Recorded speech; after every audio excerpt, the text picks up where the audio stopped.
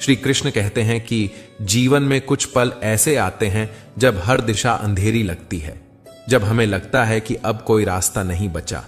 लेकिन सच तो यह है कि रास्ता वहीं से शुरू होता है जहां से हम उसे देखना शुरू करते हैं। कुरुक्षेत्र में जब अर्जुन खड़ी डीडीहे थे तो उनके सामने उनके अपने ही लोग खड़े डीहे थे।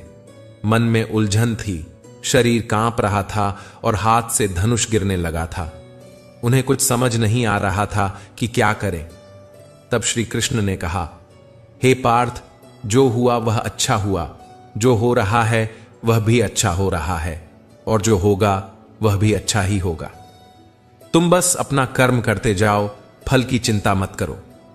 जब हमें कोई रास्ता नहीं दिखता तो वो भी एक संकेत होता है कि हमें रुककर अपने अंदर झांकना चाहिए।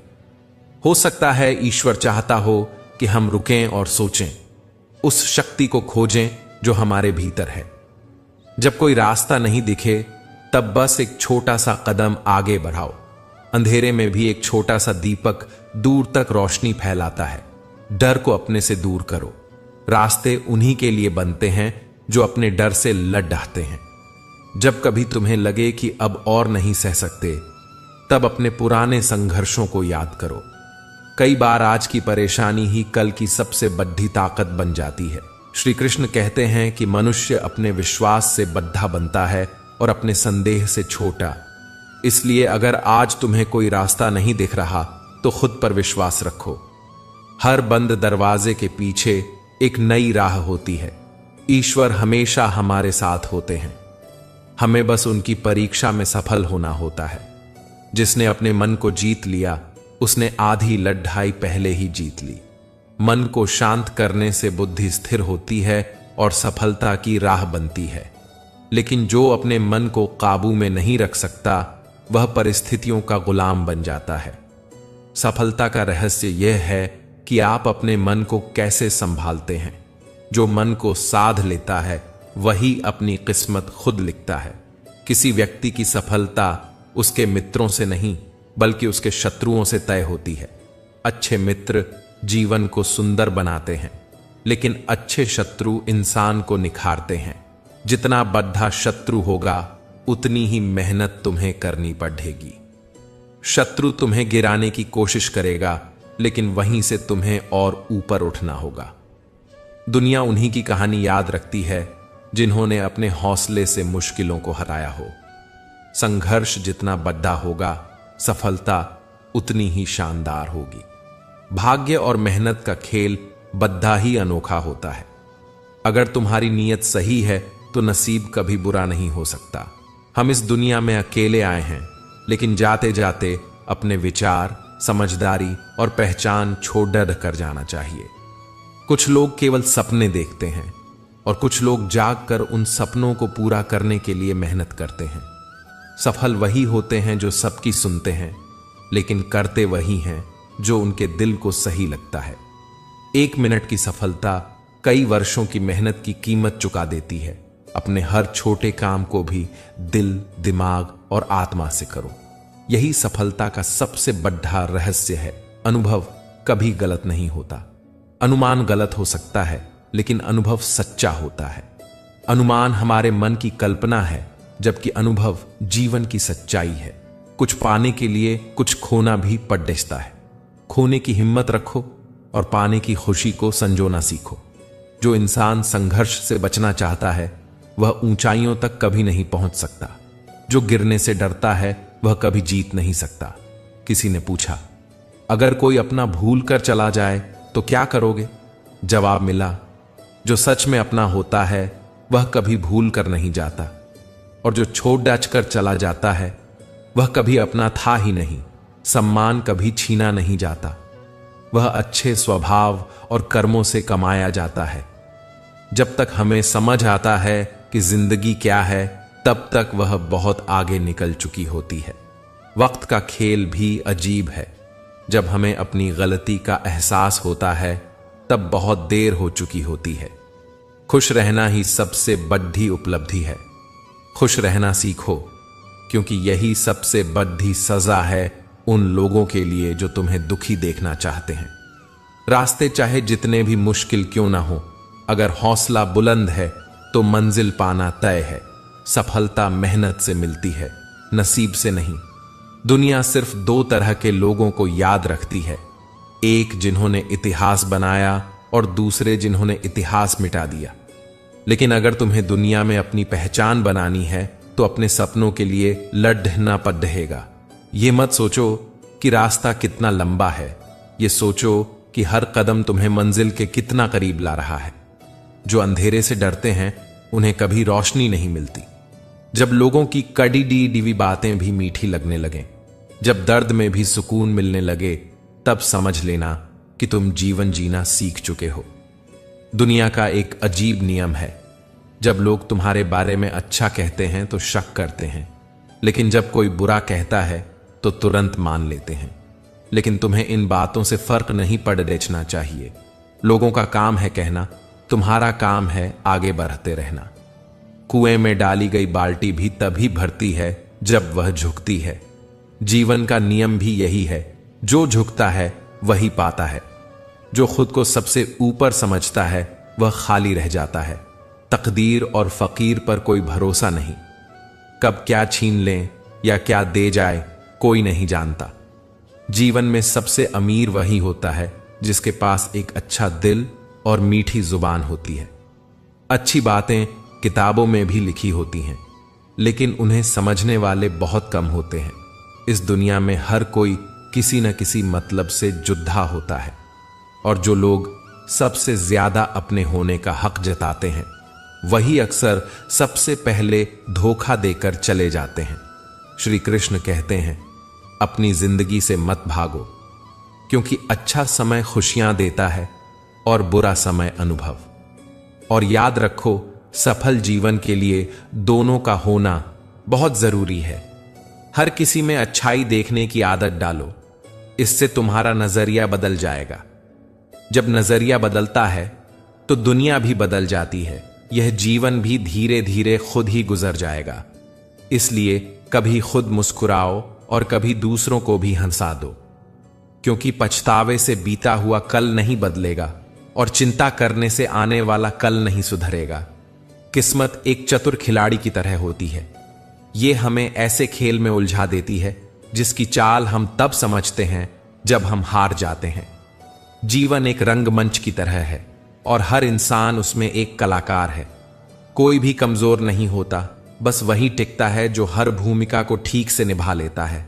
जिंदगी मिट्टी के दीपक जैसी है, जब तक तेल है तब तक रोशनी है। जैसे ही तेल खत्म हुआ, दीपक भी बुझ गया। इसी तरह जब तक हमारे अंदर ऊर्जा है, जीवन में उजाला है। लेकिन जैसे ही ऊर्जा खत्म होती है, सब समाप्त हो जाता है। गलत सोच और नजरिया इंसान को अपनों से दूर कर देता है।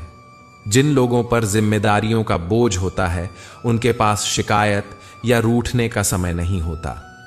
हम पूरी जिंदगी इसी डर में जीते हैं कि लोग क्या कहेंगे, लेकिन क्या हमने कभी सोचा कि भगवान क्या सोचेंगे? लोग तो अपनी सुविधा के हिसाब से हमें अच्छा या बुरा कहते हैं, लेकिन ईश्वर हर पल हमें देख रहे हैं और हमारे हर कर्म का मूल्यांकन कर रहे हैं। जिंदगी बड़ी अजीब होती है। जो चाहा वो मिला नहीं, जो मिला उसकी चाहत नहीं थी, और जो मिला वो भी मन को नहीं भाया। जो खो गया उसकी कमी खलती रही, और जो हमारे पास था उसे संभालने की फुर्सत ही नहीं मिली। यही जीवन है। जैसे दवा जेब में रखने से फायदा नहीं होता, उसे शरीर में लेना पड़ता है। वैसे ही अच्छे विचार भी अगर सिर्फ किताबों या मोबाइल में सहेजे जाएं तो कोई बदलाव नहीं आता। जब वो विचार हमारे दिल में उतरते हैं और हमारे जीवन का हिस्सा बनते हैं, तभी वो हमारे सोच, कर्म और किस्मत को बदलते हैं। सफलता बाहरी नहीं होती, वो अंदरूनी बदलाव से आती है। जो भीतर से मजबूत होता है वही बाहर से भी टिकाऊ होता है। जीवन कितना लंबा है, इससे ज्यादा जरूरी यह है कि हम इसे कितनी गहराई से जीते हैं। जीवन का सबसे अच्छा उपयोग सिर्फ जीने में नहीं है, बल्कि ऐसे कामों में लगाना चाहिए जिन्हें लोग हमें याद रखें। जो इंसान अपने जीवन को सिर्फ सांसों तक सीमित नहीं रखता, बल्कि किसी महान उद्देश्य में लगाता है, वही अमर हो जाता है। धैर्य एक पौधे की तरह होता है, धीरे धीरे बढ़ता है, लेकिन जब उसमें फल लगते हैं तो सबसे मीठे होते हैं। जब थक जाओ तो थोड़ा आराम कर लो, लेकिन हार मत मानो। हार जाना कोई समस्या नहीं, लेकिन हार मान लेना सबसे बड़ी हार है। बिना बारिश के इंद्रधनुष नहीं बनता, वैसे ही बिना संघर्ष के जीवन की असली सुंदरता नहीं आती। असफलता, हार और कठिनाइयां ही हमारे जीवन को सही मायने में मजबूत बनाती है। जिसने कभी गलती नहीं की, उसने कभी कुछ नया करने की कोशिश भी नहीं की। जो लोग नई राहों पर चलने की हिम्मत नहीं करते, वो जीवन की ऊंची उड़ानें नहीं भर पाते। जब तक हम ये समझ पाते हैं कि असली जिंदगी क्या है, तब तक वो काफी आगे निकल चुकी होती है। लेकिन जीवन का अनुभव जितना नया होता है, उतना ही कीमती होता है। जो समय बीत गया वह हमें कुछ न कुछ सिखा गया, और जो समय बचा है उसे बेहतर बनाना हमारे हाथ में है। हमेशा खुश रहो, मुस्कुराते रहो, क्योंकि दुनिया को तुम्हारी खुशी से ज्यादा तुम्हारे दुख में मजा आता है। इसीलिए अगर अपने दुश्मनों को सबसे बड़ा जवाब देना है तो बस खुश रहो। कोई भी चीज कितनी कीमती है, इसका अंदाजा तब लगता है जब उसे पाने के लिए हमने अपनी कितनी जिंदगी लगाई है। हर दिन की शुरुआत सकारात्मक सोच और आभार के साथ करो। जिसकी सुबह अच्छी होती है, उसकी पूरी दिनचर्या सुंदर होती है। रिश्तों को धागे की तरह सहेज कर रखना चाहिए। एक बार धागा टूट जाए तो फिर जोड़ने पर भी गांठ रह जाती है। ऐसे ही एक बार रिश्ते टूट जाएं तो उन्हें पहले जैसा बनाना मुश्किल होता है। समय, विश्वास और सम्मान, ये तीन चीजें ऐसी होती हैं जो एक बार चली जाएं तो फिर लौट कर नहीं आती। पैसे से बहुत कुछ खरीदा जा सकता है, बंगला, गाड़ी, आराम, लेकिन सुकून नहीं। पैसा बिस्तर खरीद सकता है, लेकिन नींद नहीं। घड़ी खरीद सकता है, लेकिन समय नहीं। दिखावे की खुशी दे सकता है, लेकिन असली सुख नहीं। इसलिए जीवन में जरूरी है कि हम अपनी प्राथमिकताओं को पहचानें। सफलता उन्हीं को मिलती है जो धैर्य से काम लेते हैं। धैर्य ऐसा हथियार है जो इंसान को सबसे मुश्किल हालात में भी स्थिर रखता है। यही धैर्य हमें चुनौतियों से लड़ने की ताकत देता है। महापुरुषों ने भी कहा है कि अगर किसी कार्य में सफल होना है तो चिंता छोड़कर शांत मन से करो। चिंता आगे बढ़ने से रोकती है, लेकिन धैर्य मंजिल तक ले जाता है। जब समुद्र में पानी होता है तो मछलियां चींटियों को खा जाती हैं, लेकिन जब समुद्र सूख जाता है तो चींटियां मछलियों को खा जाती हैं। समय कभी एक जैसा नहीं रहता, इसलिए धैर्य रखो और अपनी बारी का इंतजार करो। जब तुम्हारा समय आएगा तब हर तूफान को तुम्हारे सामने झुकना पड़ेगा। सच्चाई हमेशा चुप रहती है। जो लोग गहराई से सोचते हैं वो कम बोलते हैं, लेकिन उन्हें समझना कठिन होता है। झूठ बोलने वाले शोर मचाते हैं, बहस करते हैं, लेकिन सच को कभी किसी प्रमाण की जरूरत नहीं होती। जब किस्मत साथ ना दे तब मेहनत ही सबसे बड़ा सहारा होती है। किस्मत बदलती रहती है, लेकिन मेहनत का फल कभी बेकार नहीं जाता। जिनका समय बुरा चल रहा हो उनका साथ जरूर दो, क्योंकि समय हर किसी का बदलता है। लेकिन अगर समय किसी इंसान को बदल दे तो वह पहचाना नहीं जाता। पर ध्यान रखना, जिनकी नीयत खराब हो उनसे जितना दूर रहो उतना अच्छा है, क्योंकि नीयत गलत हो तो इंसान कितना भी चालाक क्यों ना हो, एक न एक दिन उसका असली चेहरा सामने आ ही जाता है। इसीलिए हमेशा अच्छा सोचो, अच्छा करो और सच्चाई के रास्ते पर चलो। यही जीवन का असली रास्ता है, जो हमें खुद में भी मजबूती देता है और दूसरों के लिए भी प्रेरणा बनाता है। अपने आप पर विश्वास रखो, समय को समझो, रिश्तों को सहेजो और कभी भी हार मत मानो। यही जीवन की सच्ची सीख है। जिंदगी में हर इंसान कोई ना कोई सीख लेकर आता है। कुछ लोग मीठा बोलते हैं, लेकिन दिल से कभी आपके नहीं होते। कई बार जो सबसे प्यारा लगता है वही सबसे ज्यादा तकलीफ देता है। इसलिए हमेशा सच देखो, केवल शब्दों में मत उलझो। जिंदगी छोटी नहीं होती, लेकिन लोग जीना देर से शुरू करते हैं। जब तक समझ आता है कि क्या करना है, तब तक लौटने का समय आ जाता है। इसलिए हर पल को जियो, उसका महत्व समझो। बीता हुआ समय कभी वापस नहीं आता। जिंदगी हमें चुप रहकर दर्द सहना सिखा देती है। रात को रो लेना और सुबह मुस्कुराकर उठना, यही असली ताकत है। किसी को दुख मत दो, किसी को तंग मत करो। अगर कोई गलत भी बोल दे तो मुस्कुराकर छोड़ दो। समय सबको जवाब देता है। समय किसी के बनाए रास्ते पर नहीं चलता, बल्कि इंसान को समय के रास्ते पर चलना पड़ता है। यही भाग्य है, यही जीवन का खेल है। हमें अपनी मेहनत और नियति पर भरोसा रखना चाहिए। जब तक आत्मविश्वास है, तब तक हार नहीं होगी।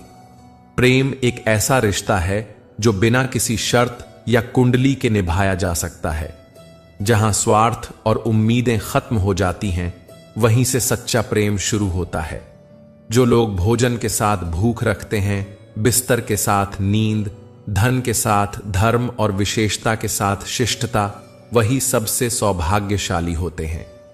यदि आपके दिल में सच्चा प्रेम है, तो प्रतीक्षा का हर क्षण भी सुंदर लगता है। जीवन में हमें एक ऐसी शांति की जरूरत है जो किसी पेड़ की छांव जैसी हो। जहां सत्य ही हमारे विचार और गति का आधार हो, वहीं ईश्वर का वास होता है। श्री कृष्ण आज भी सत्य का रथ चला रहे हैं, बस देखने के लिए आस्था की आंखें चाहिए। अब मैं आपको एक कहानी सुनाता हूं जो हमें ईमानदारी, विश्वास और धूर्तता के बीच फर्क सिखाती है। एक समय की बात है। राजगृह राज्य के एक छोटे से गांव के बाजार में एक साहूकार रहता था। नाम था दामोदर लाल। उसकी दुकान में एक बहुत ही सुंदर मूर्ति रखी थी। जो भी उसे देखता, उसकी सुंदरता में खो जाता। एक दिन एक व्यापारी दुकान में आया।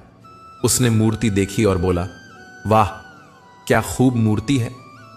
साहूकार ने गर्व से कहा, हां, सुंदर है ना, वैसे तुम व्यापारी लगते हो। व्यापारी ने कहा, बिल्कुल, मैं यहां व्यापार के सिलसिले में आता रहता हूं। यह मूर्ति कितने की दोगे? साहूकार ने कहा, सुंदरता का कोई मूल्य नहीं होता, लेकिन तुम्हें यह 20 स्वर्ण मुद्राओं में दे दूंगा। व्यापारी ने मूर्ति को ध्यान से देखा और बोला, जिसने भी इसे बनाया है, कमाल की कारीगरी है। साहूकार हंसते हुए बोला, यह मूर्ति मैंने ही बनाई है। व्यापारी चौंका और फिर 20 स्वर्ण मुद्राएं देकर मूर्ति लेकर चला गया। असलियत यह थी कि उसी गांव में शिवनारायण नाम का एक युवक रहता था, जो दिन रात मेहनत करके मूर्तियां बनाता था। वह सीधा सादा, ईमानदार और अकेला था। उसकी बनाई मूर्तियां साहूकार खरीदता और अपने नाम से बेच देता। साहूकार उस दिन भी शिवनारायण के घर पहुंचा। बोला, लो भाई, तुम्हारी मूर्ति बड़ी मुश्किल से बिकी है, वो भी 10 स्वर्ण मुद्राओं में। 5 तुम्हारे, 5 मेरे। शिवनारायण ने कहा, पर मैंने तो बहुत सुंदर मूर्ति बनाई थी। साहूकार बोला, अगर तुम्हें लगता है कि तुम्हारी मूर्ति की कीमत ज्यादा है, तो खुद जाकर एक बार बेच कर देखो। शिवनारायण दुखी हो गया, लेकिन कुछ नहीं बोला। उसने मन में ठान लिया, अगली बार मैं ऐसी मूर्ति बनाऊंगा जो सबका मन मोह ले। उधर साहूकार अपनी हवेली में जाकर अपनी बेटी राधा को स्वर्ण मुद्राएं देते हुए बोला, इनको अलमारी में रख दो। राधा बोली, पिताजी, आप शिवनारायण के साथ अच्छा नहीं कर रहे हैं। वह आप पर भरोसा करता है। साहूकार हंसते हुए बोला, भरोसा नहीं, वो मूर्खता कर रहा है। राधा ने कहा, वह मेहनती है, ईमानदार है, यही उसकी सबसे बड़ी पूंजी है। इस कहानी से हमें यह समझ आता है कि दुनिया में कई बार सच्चाई छिपा दी जाती है, लेकिन वह सदा के लिए नहीं छिप सकती। जो सच्चे होते हैं, मेहनती होते हैं, देर से सही, लेकिन उन्हें उनका हक जरूर मिलता है। जिंदगी में सब्र, मेहनत और सच्चाई, ये 3 चीजें साथ हो तो समय खुद इंसाफ करता है। और जहां अन्याय होता है, वहां देर तो होती है, लेकिन अंधेर नहीं। तो दोस्तों, इस कहानी से यह सीख लें कि किसी की ईमानदारी का फायदा मत उठाइए। और अगर आप शिवनारायण जैसे हैं, मेहनती और सरल, तो अपने आप पर भरोसा रखिए। एक दिन आपकी सच्चाई जरूर सामने आएगी। श्री कृष्ण भी यही कहते हैं, कर्म करते रहो, फल की चिंता मत करो। सत्य की राह कठिन जरूर होती है, लेकिन अंत में वही जीतती है। एक गांव में शिवनारायण नाम का एक ईमानदार और मेहनती मूर्तिकार रहता था। वह रोज मिट्टी और पत्थरों से सुंदर सुंदर मूर्तियां बनाता और उन्हें बाजार में बेचकर अपनी रोजी रोटी चलाता था। वहीं गांव में एक बड़ा और अमीर साहूकार था, दामोदर लाल। उसके पास सब कुछ था, धन, हवेली, नौकर चाकर, मगर लालच भी बहुत था। साहूकार की एक बेटी थी, राधा, जो सुंदर और गुणी थी। राधा को शिवनारायण की सादगी, मेहनत और सच्चाई बहुत पसंद थी।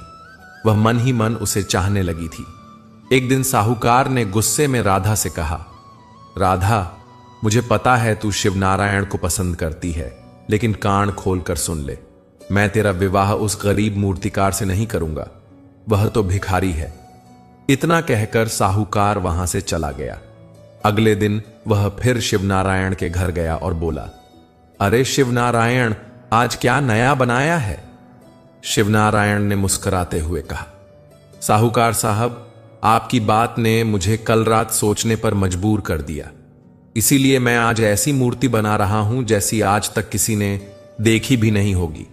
साहूकार ने कपटी हंसी के साथ कहा, अरे वाह, बहुत बढ़िया, पर मुझे भी तो कुछ बेचने के लिए दो।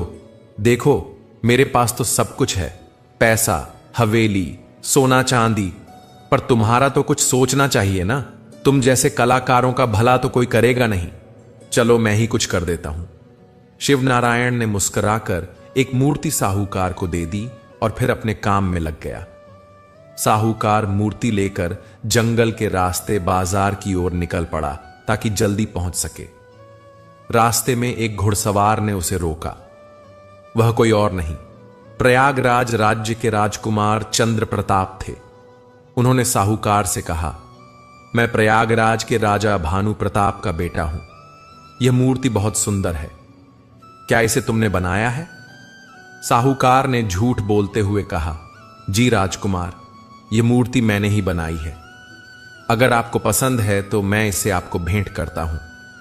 राजकुमार मुस्कुराए और बोले, कल मैंने एक व्यापारी के पास इसी गांव की एक शानदार मूर्ति देखी थी। मैं चाहता हूं कि आप मेरे लिए एक सुंदर राजकुमारी की मूर्ति बनाएं, जिसे मैं अपने पिताजी को भेंट करूंगा। क्या आप बना सकते हैं?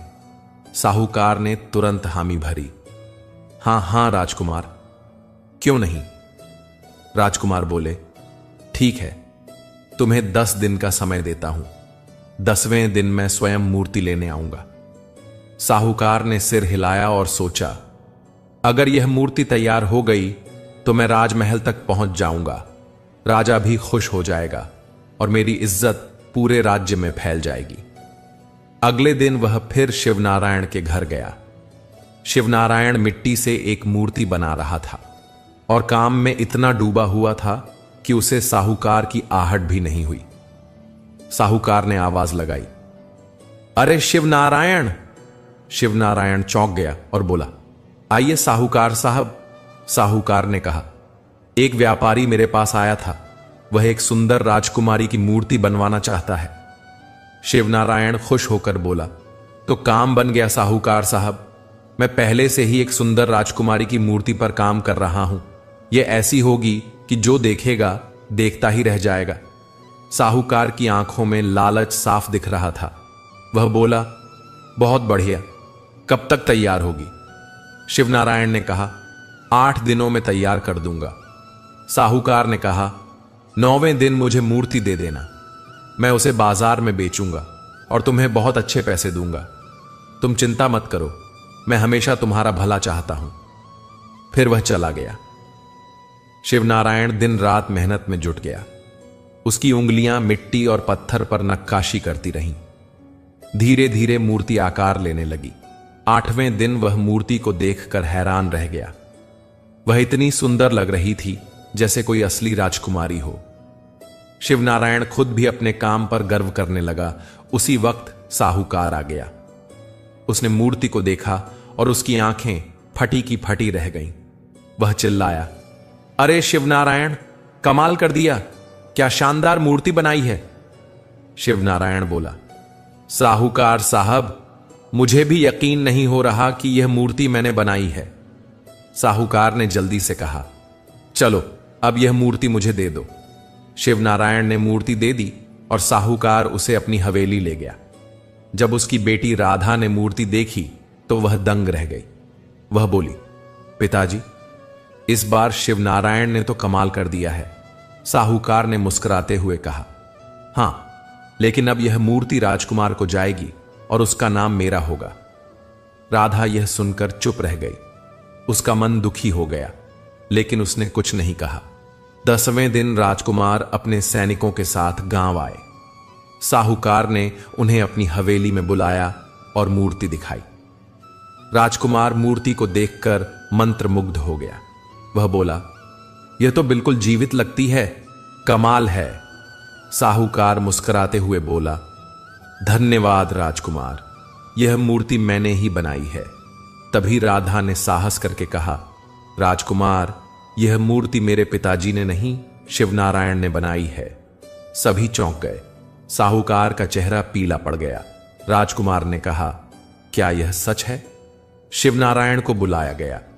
वह शांत स्वर में बोला, मैंने यह मूर्ति बनाई है, लेकिन यह तो भगवान का आशीर्वाद है। राजकुमार ने कहा, इतनी सुंदर मूर्ति को देखकर साफ पता चलता है कि यह किसी सच्चे कलाकार की कृति है। साहूकार, तुम्हारा झूठ पकड़ा गया। राजकुमार ने शिवनारायण को इनाम दिया और कहा, आज से तुम हमारे राज्य के राजकीय मूर्तिकार होगे। साहूकार शर्मिंदा होकर सिर झुकाकर खड़ा रह गया। कुछ महीनों बाद राधा और शिवनारायण का विवाह पूरे गांव की मौजूदगी में हुआ। गांव वालों ने खूब खुशियां मनाई। ईमानदारी, मेहनत और सच्चाई की जीत हुई और छल, लालच और झूठ की हार। एक दिन साहूकार दामोदर लाल अपनी हवेली के बड़े कमरे में खड़ा एक सुंदर मूर्ति को निहार रहा था। वह मूर्ति इतनी सुंदर और जीवंत थी कि देखने से ऐसा लगता था जैसे उसमें जान हो। उसने गर्व से मुस्कुराते हुए अपनी बेटी राधा से कहा, देखो राधा, कितनी सुंदर मूर्ति है। राधा ने भी मूर्ति को देखकर कहा, सच में पिताजी, यह मूर्ति बहुत सुंदर है। ऐसा लगता है जैसे किसी ने पत्थर में जान डाल दी हो। लेकिन पिताजी, क्या आप जानते हैं कि यह मूर्ति किसने बनाई है? साहूकार ने मुस्कुराकर कहा, हां, यह मूर्ति शिवनारायण ने बनाई है। लेकिन मैंने राजकुमार से कह दिया है कि यह मूर्ति मैंने खुद बनाई है। कल राजकुमार खुद इसे लेने आ रहा है। राधा चिंतित हो गई। पिताजी, यह बात तो आप शिवनारायण को भी बता दीजिए। उसे तो पता होना चाहिए कि उसकी बनाई मूर्ति को लेने कौन आ रहा है, और राजकुमार को भी यह जानना चाहिए कि इस मूर्ति को किसने बनाया है। साहूकार का चेहरा कठोर हो गया। उसने गंभीर स्वर में कहा, ध्यान रखना राधा, राजकुमार के सामने गलती से भी मत कहना कि इस मूर्ति को शिवनारायण ने बनाया है। राधा चुप हो गई, लेकिन उसके मन में असंतोष था। वह जानती थी कि यह गलत है। उसी समय हवेली की खिड़की के बाहर एक कुख्यात चोर यह सारी बातें सुन रहा था। वह बहुत चालाक और धूर्त था। उसने मूर्ति को देखा और सोचा, वाह, कितनी सुंदर मूर्ति है। अगर मैं इसे चुराकर रूपनगर राज्य में बेच दूं तो मुझे ढेर सारे पैसे मिलेंगे। आज रात ही इसे चुरा लूंगा। रात का समय हुआ। हवेली में सब सो चुके थे। चोर दबे पांव हवेली में घुस गया। वह अंधेरे में दीवारों की ओट में चलता रहा ताकि कोई उसे देख न सके। उसका दिल तेजी से धड़क रहा था, लेकिन वह निडरता से आगे बढ़ता गया। अंत में वह उस कमरे तक पहुंच गया जहां मूर्ति रखी थी। उसने चारों ओर देखा, कोई नहीं था।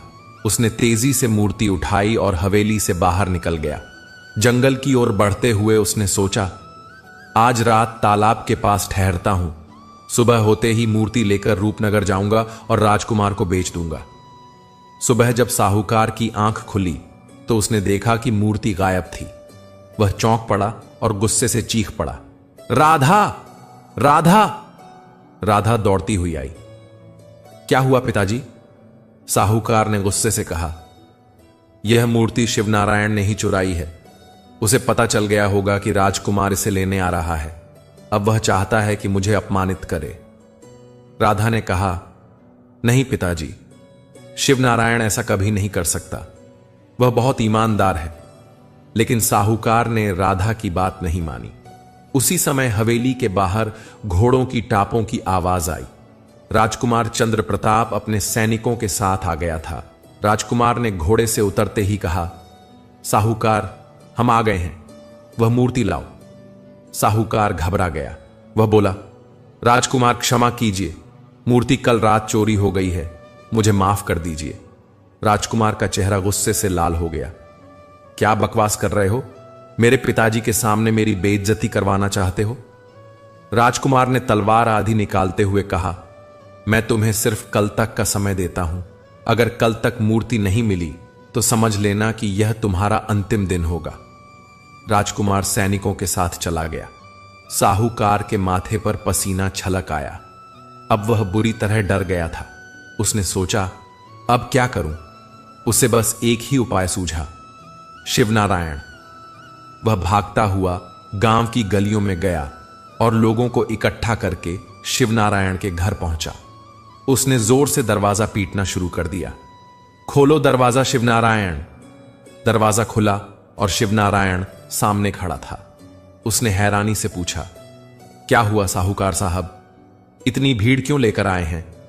साहूकार ने गुस्से में कहा, भोले मत बनो, बताओ मूर्ति कहां है? शिवनारायण ने चौंक कर कहा, कौन सी मूर्ति? साहूकार ने चिल्लाकर कहा, जिस मूर्ति को तुमने बनाया था वो चोरी हो गई है। अब अगर वह मूर्ति कल तक नहीं मिली तो मेरी जान चली जाएगी। शिवनारायण को यकीन ही नहीं हुआ। लेकिन साहूकार साहब, आपने तो कहा था कि आप किसी व्यापारी को मूर्ति बेच रहे हैं। साहूकार ने भीड़ की तरफ इशारा करते हुए कहा, देखो भाइयों, यही होता है जब किसी नमक हराम पर भरोसा किया जाए। इसकी मूर्तियों को कोई नहीं खरीदता। मैं जैसे तैसे बाजार में बेचता हूं ताकि इसका घर चल सके, और यह मेरे साथ धोखा कर गया। भीड़ में कानाफूसी शुरू हो गई।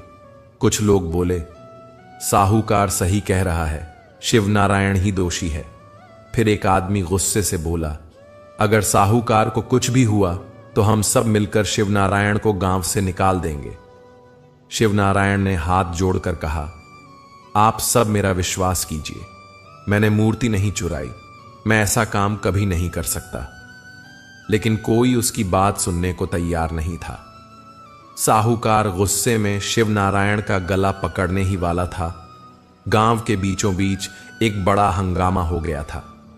साहूकार दामोदर लाल गुस्से से भरा हुआ चिल्ला रहा था, मुझे नहीं पता तुमने मूर्ति क्यों चुराई, लेकिन सुन लो, कल तक मुझे वह मूर्ति वापस चाहिए, मतलब चाहिए, बस बात खत्म। इतना कहकर वह गांव वालों को साथ लेकर वहां से चला गया। शिवनारायण वहीं जमीन पर घुटनों के बल गिर पड़ा। उसकी आंखों से आंसू बहने लगे। वह ऊपर आसमान की ओर देखकर बोला, हे भगवान, अब मैं क्या करूं? एक रात में तो दूसरी मूर्ति नहीं बना सकता, अब तो कोई रास्ता नहीं बचा। उसी समय किसी ने उसके कंधे पर हल्का सा हाथ रखा। वह चौंक कर पीछे मुड़ा। देखा, राधा खड़ी थी। उसकी आंखों में गंभीरता थी। उसने धीरे से कहा, इन सब का कारण मेरे पिता हैं। शिवनारायण को जैसे यकीन ही नहीं हुआ। वह बोला, क्या मतलब? राधा ने गहरी सांस ली और बोली, मेरे पिताजी तुम्हें बरसों से ठगते आ रहे हैं शिवनारायण। वे तुम्हारी बनाई मूर्तियों को बाजार में सोने के दामों में बेचते हैं और तुम्हें नाम मात्र की मजदूरी देते हैं। शिवनारायण के होश उड़ गए। उसने कांपती आवाज में पूछा, ये सब सच है? राधा ने धीरे से सिर हिलाया। हां, कुछ दिन पहले तुम्हारी बनाई हुई एक मूर्ति रूपनगर के राजकुमार को बहुत पसंद आई थी। रूपनगर का राजकुमार? शिवनारायण ने आश्चर्य से दोहराया। राधा ने सिर हिलाते हुए कहा, हां, और उन्होंने मेरे पिताजी से एक सुंदर राजकुमारी की मूर्ति बनवाने को कहा, लेकिन पिताजी ने झूठ बोल दिया कि वे खुद मूर्तिकार हैं और तुमसे वह मूर्ति बनवाई। शिवनारायण की आंखों में गुस्सा और दर्द एक साथ आ गया। वह समझ गया कि जिसे वह वर्षों से अपना मार्गदर्शक मानता था, वही उसकी मेहनत का सौदा करता रहा। राधा ने आगे बताया, कल रात मैंने देखा कि गांव का वही कुख्यात चोर हमारे घर में घुसा और वह मूर्ति चुरा ले गया। मुझे नहीं पता था कि उसके बाद पिताजी तुम पर ही इल्जाम लगा देंगे। शिवनारायण की आंखों में अब उम्मीद की हल्की सी चमक आई। राधा बोली, अभी भी वक्त है। अगर तुम अभी जंगल की ओर निकल जाओ तो शायद चोर अभी तक रूपनगर नहीं पहुंचा होगा। तुम्हें उसे पकड़ना होगा। शिवनारायण बिना एक पल गंवाए जंगल की ओर दौड़ पड़ा। इधर जंगल के घने रास्तों से होते हुए वह चोर रूपनगर की तरफ बढ़ रहा था। रास्ता सुनसान था, हर ओर अंधेरा था, लेकिन उसके मन में सिर्फ एक ही बात थी, मूर्ति को महंगे दामों में राजा के दरबार में बेचना। वह एक गुफा तक पहुंचा। यह वही जगह थी जहां वर्षों पहले राजकुमारी को आखिरी बार देखा गया था। संयोग से राजा भानु प्रताप अपने सैनिकों के साथ उसी गुफा के पास ठहरे हुए थे। एक बूढ़े सैनिक की नजर चोर पर पड़ी। वह मूर्ति देखकर चौंक गया। उसने पास खड़े सैनिक से कहा, जाओ उसे पकड़ लाओ। सैनिक तलवार निकालकर चोर की ओर दौड़े। चोर घबरा गया। उसने भागने की कोशिश की, लेकिन दो सैनिकों ने उसे धर दबोचा। चोर कांपते हुए बोला, मैं व्यापारी हूं, यह मूर्ति खरीदी है। बूढ़े सैनिक ने तलवार उसकी गर्दन के पास रख दी और कड़क आवाज में बोला, झूठ मत बोलो, सच सच बताओ, यह मूर्ति कहां से लाई? चोर घबरा गया और घुटनों के बल गिर पड़ा। मुझे माफ कर दीजिए, यह मूर्ति मैंने कल रात साहूकार दामोदर लाल के घर से चुराई थी। लालच में आकर उठा लाया। तभी वहां हांफता हुआ शिवनारायण पहुंचा। उसकी नजर जैसे ही मूर्ति पर पड़ी, वह तेजी से आगे बढ़ा और बोला, हां, यह मूर्ति मैंने अपने हाथों से बनाई है। कल रात इस चोर ने इसे चुराया। बूढ़ा सैनिक कुछ देर तक मूर्ति को देखता रहा, फिर बोला, इन दोनों को राजा भानु प्रताप के पास ले चलो, अब यह मामला वहीं सुलझेगा। थोड़ी ही देर में शिवनारायण और चोर को मूर्ति सहित राजा भानु प्रताप के सामने पेश किया गया। राजा की नजर जैसे ही मूर्ति पर पड़ी, उनके चेहरे पर भाव बदल गए। वह बड़बड़ाए, यह तो मेरी बेटी राजकुमारी की मूर्ति है। दरबार में सन्नाटा छा गया। राजा की आंखें भर आईं। उन्होंने कहा, वर्षों पहले मेरी बेटी इसी गुफा के पास खो गई थी। तब से मैं हर साल यहां आता हूं। यह मूर्ति हूबहू वैसी ही है जैसी मेरी बेटी थी। तभी राजकुमार चंद्र प्रताप वहां पहुंचा। वह गुस्से में था।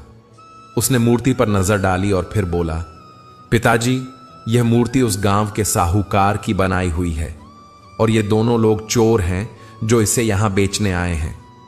शिवनारायण ने हाथ जोड़कर कहा, नहीं राजकुमार, यह मूर्ति मैंने बनाई है। मैं ही असली मूर्तिकार हूं। साहूकार मेरी मूर्तियां ऊंचे दामों में बेचता रहा और मुझे हमेशा धोखा देता रहा। राजा भानु प्रताप ने गंभीरता से पूछा, क्या तुमने मेरी बेटी को देखा था? शिवनारायण ने सिर झुकाकर कहा, नहीं महाराज, मैंने उसे कभी नहीं देखा, पर मूर्ति बनाने से पहले राधा ने मुझे कुछ पुराने चित्र दिखाए थे। उसी के आधार पर मैंने यह मूर्ति बनाई। राजा की आंखों से आंसू बह निकले। उन्होंने आगे बढ़कर मूर्ति को छुआ और बोले, यह सिर्फ पत्थर नहीं, मेरी भावनाएं हैं। देखकर लगता है जैसे मेरी बेटी मेरे सामने खड़ी हो। उन्होंने सैनिकों से कहा, इस चोर को कैद में डाल दो और शिवनारायण को सम्मान दो। वह एक सच्चा कलाकार है। फिर एक दिन दरबार में सभा बुलाई गई।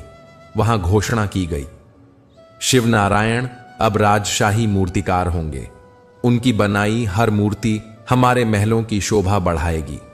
राजकुमार चंद्र प्रताप भी अब सच्चाई जानकर शर्मिंदा था। उसने शिवनारायण से माफी मांगी और राधा के साहस की भी सराहना की। गांव लौटकर साहूकार दामोदर लाल को भी उसके झूठ और लालच के लिए दंडित किया गया। उसकी संपत्ति जब्त कर ली गई और गांव में यह संदेश फैला दिया गया कि मेहनत का फल कभी व्यर्थ नहीं जाता। एक दिन की बात है जब मूर्तिकार शिवनारायण एक गुफा के अंदर राज दरबार के सामने खड़ा था।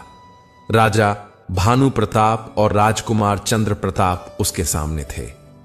राजा ने गुस्से में कहा, बिना देखे मेरी बेटी की इतनी सुंदर मूर्ति कैसे बना दी? यह असंभव है। शिवनारायण ने सिर झुकाकर आदर से कहा, महाराज, मैंने कभी राजकुमारी को नहीं देखा। यह मूर्ति मैंने सिर्फ अपनी कल्पना से बनाई है।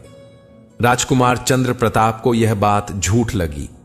उसने कहा, पिताजी, यह लड़का झूठ बोल रहा है। गांव का साहूकार कहता था कि वही मूर्तिकार है। अगर यह मूर्ति उसी की है तो इसका मतलब है कि उसने मेरी बहन को जरूर देखा होगा। राजा ने सैनिकों से कहा, जाओ और उस साहूकार को पकड़ कर लाओ। थोड़ी ही देर में सैनिक साहूकार दामोदर लाल को पकड़ लाए। वह बहुत डर रहा था। उसका चेहरा पसीने से भीगा था। राजकुमार ने सवाल किया, यह मूर्ति क्या तुम्हारी है? वही जो तुम्हारे घर से चोरी हो गई थी? साहूकार कांपते हुए बोला, हां राजकुमार, यह वही मूर्ति है। राजकुमार ने फिर पूछा, शिवनारायण कहता है कि यह मूर्ति उसने बनाई है, लेकिन तुमने कहा था कि मूर्तिकार तुम हो। अब सच सच बताओ, मूर्ति किसने बनाई? साहूकार झूठ बोलने लगा, यह मूर्ति मैंने ही बनाई है। यह लड़का झूठा है और इसने ही मेरी हवेली से इसे चुराया है। राजकुमार ने तलवार निकाल ली और साहूकार की गर्दन के पास रखकर गुस्से से कहा, यह मूर्ति मेरी बहन की है, जो कुछ साल पहले गायब हो गई थी। अगर तुमने यह मूर्ति बनाई है तो तुमने उसे जरूर देखा होगा। बताओ, कहां देखा उसे? अब साहूकार की हालत खराब हो गई। उसके हाथ कांपने लगे, घुटनों पर गिर पड़ा और बोला, मुझे माफ कर दो राजकुमार, यह मूर्ति शिवनारायण ने ही बनाई है। मैंने उससे हमेशा धोखा किया है। उसकी मूर्तियों को ऊंचे दामों में बेचता रहा, लेकिन कभी उसका नाम तक नहीं लिया। जैसे ही साहूकार ने यह सच स्वीकार किया, अचानक गुफा में एक चमत्कार हुआ। मूर्ति के ऊपर रंग बिरंगी रोशनी चमकी और मूर्ति असली राजकुमारी में बदल गई। सभी लोग हैरान हो गए। किसी को अपनी आंखों पर यकीन नहीं हुआ। सैनिकों ने तलवारें म्यान में रख लीं। राजकुमार स्तब्ध रह गया। राजकुमारी मुस्कुराते हुए अपने पिता की ओर बढ़ी और कहा, पिताजी, कुछ साल पहले मैं जंगल में शिकार खेलने आई थी। थक जाने पर इस गुफा में आराम करने लगी, लेकिन यहां एक तपस्वी तपस्या कर रहा था और मेरी वजह से उसकी तपस्या टूट गई। उसने मुझे श्राप दे दिया कि मैं किसी को न दिखूं न सुनूं।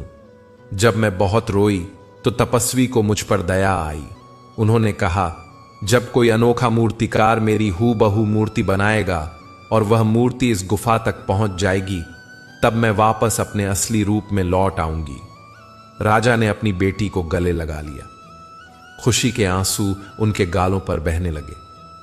इतने सालों का दुख आज खत्म हो गया था। राजकुमार चंद्र प्रताप ने सैनिकों से कहा, इस साहूकार को पकड़ लो।